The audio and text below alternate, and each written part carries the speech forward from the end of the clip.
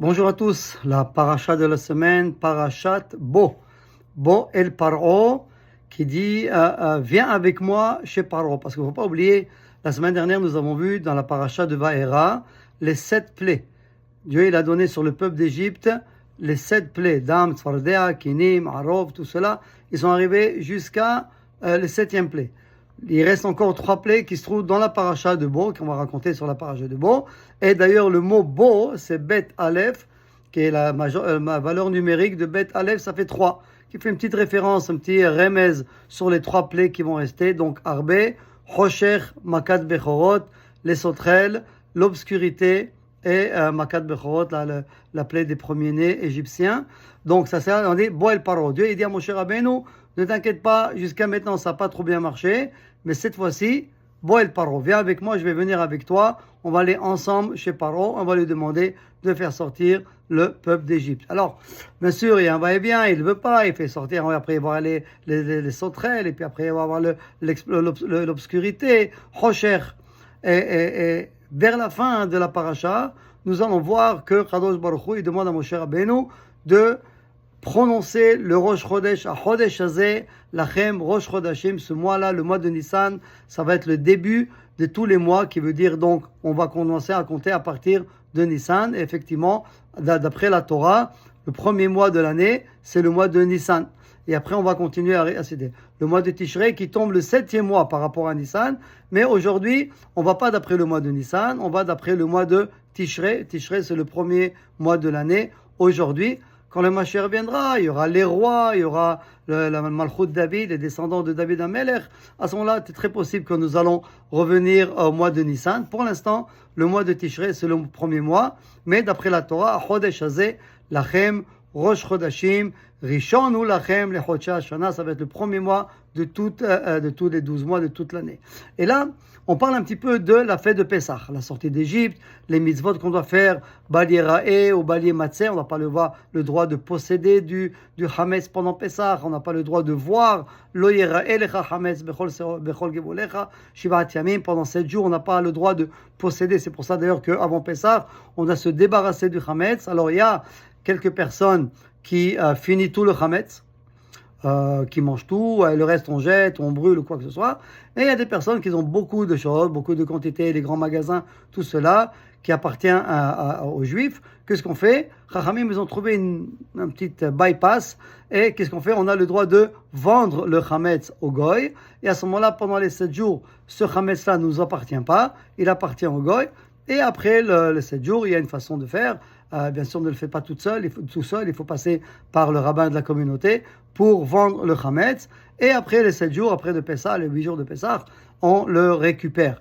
Quoi qu'il en soit, on a parlé de la Haggadah de Pessah, de toute la fête de Pessah, s'asseoir, s'installer, comme c'est marqué dans la Torah, Veigadeta, les bincha, Bayom, Mahou, les morts, ce jour-là, donc le 14 Nissan, le soir, on doit s'asseoir ensemble, en famille, et fêter la fête de Pessah, Yetziat Mitzrayim, lire la Haggadah, manger les matzahs, boire le vin, les quatre verres de vin, et tout cela, c'est vraiment un moment de joie et de simcha de la sortie d'Égypte, qui était en vérité, si on réfléchit bien, qui était la première Géoula du peuple d'Israël. Le peuple d'Israël était esclave en Égypte, et Kadosh Baruch Hu nous a fait sortir d'Égypte, Bizroan et Beyat Hazaka, ou Bizroan et Touya, avec il envers la mer Rouge et tout cela, et on est sorti. C'était vraiment la première Géoula du peuple d'Israël. Il y a un passage dans la paracha qui dit Veigadeta le bincha, il y a une mitzvah de raconter toute la sortie d'Égypte, toute l'histoire d'Égypte, le fait nous étions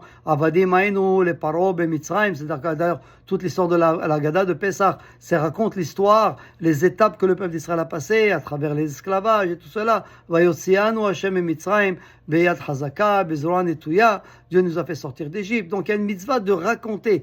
Veigadeta leman tesaper, Beozne bincha ou ben bincha. Tu dois raconter, il y a une mitzvah de raconter cette histoire à tes enfants, à tes garçons, à tes petits-enfants, et que ça continue cette idée de raconter l'histoire de la sortie d'Égypte. C'est une mitzvah de la Torah de raconter de père en fils, de père en fils, de père en fils, jusqu'à la venue du Mashiach. Donc, Veigadeta le bincha, Bayom Mahou, ce jour-là, Bayom Mahou, les morts, Ba'avurze, Asa Adonaili, Betsaete Misraim. Ba'avurze, c'est quoi Ba'avurze? On dit ça dans la Haggadah aussi, Ba'avurze. Pour ça, Ba'avurze. Pourquoi? Eh bien, le Midrash, il dit comme ça.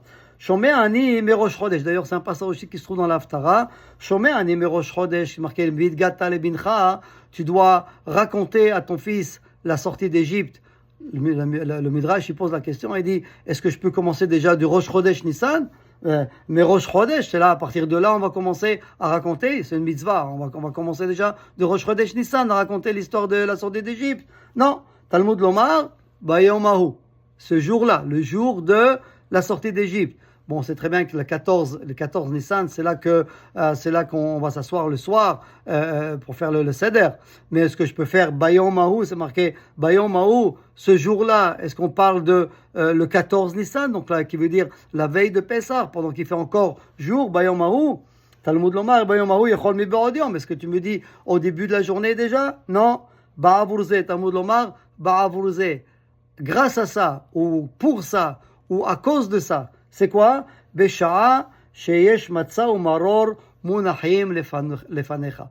Quand tu as le matzah, quand tu as le maror, quand tu t'es installé à la table, c'est à partir de là qu'il y a la mitzvah de raconter. Donc, c'est vrai qu'on doit la mitzvah de raconter, ça ne vient pas de Rosh Chodesh, ça ne vient pas le jour même, malgré que, c'est ça la question, c'est que n'oubliez pas qu'à partir de 11 heures de la journée, 11 heures du matin, on n'a plus le droit de posséder du chametz, on n'a plus le droit de manger le chametz, on doit rester comme ça sans chametz jusqu'à le soir pour manger la matzah, l'été avant.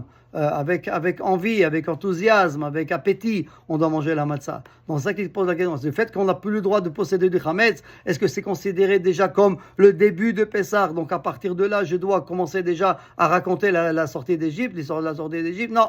Besha'a she matzah ou maror munachim lefanecha. C'est rien qu'à un moment que tu as devant toi la matzah et le maror et le vin et tout ce qui vient avec, tout le seder de Pessah, donc qui veut dire à la sortie des étoiles, le coucher du soleil, sortie des étoiles, c'est là que tu vas faire le kiddush, c'est là que tu vas commencer à manger. À partir de là, tu as la mitzvah de raconter. Yeratzon Bezrat Hashem, que Kadosh Baruch Hu nous fait des miracles de la même façon qu'il nous a fait, qui met Tsetra Be'eretz Mitzrayim, Ar'enu Niflot, de la même façon que je vais sortir d'Égypte, je vais vous faire sortir de cet exil, de cette galoute. Et Bezrat Hashem, le Mashiach va venir très très très prochainement. Et Kadosh Baruch Hu nous envoie tous les otages à la maison en bonne santé, Bezrat Hashem, et qui protège tous nos soldats. Am Israël Chai, que Dieu vous bénisse, que Dieu bénisse le peuple d'Israël. Amen. Ken Yeratzon. Shabbat Shalom.